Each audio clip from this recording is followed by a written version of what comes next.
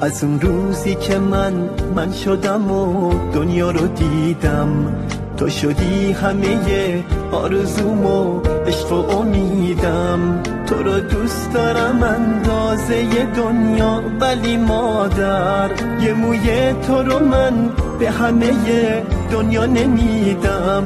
مادرم همه دار و ندارم توی دنیا، منو حتی یه لحظه یه نفس نذاری تنها، نذاری منو تنها، نذاری منو تنها، نذاری منو تنها.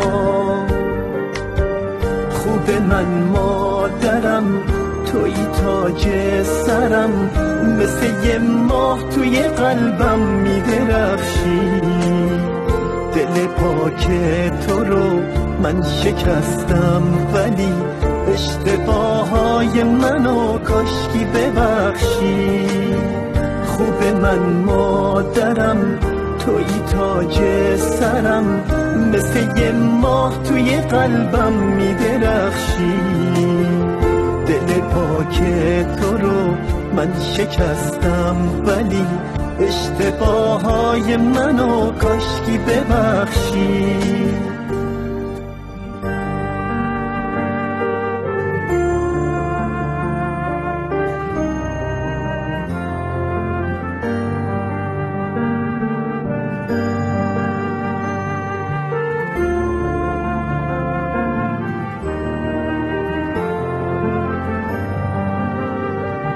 چه روزایی زمین خوردم و غمگین شدم از درد. تو میگفتی قوی باش و بلند شو مثل یک مرد. نگران منو هر روزم و آینده بودی، دعای تو همیشه واسه من معجزه میکرد. با تسبیح تو دستات دل من قرص به فردا.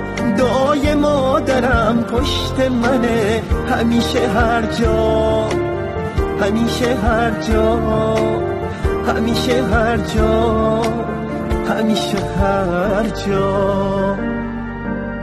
خوب من مادرم، توی تاج سرم، مثل یه ماه توی قلبم میدرخشی.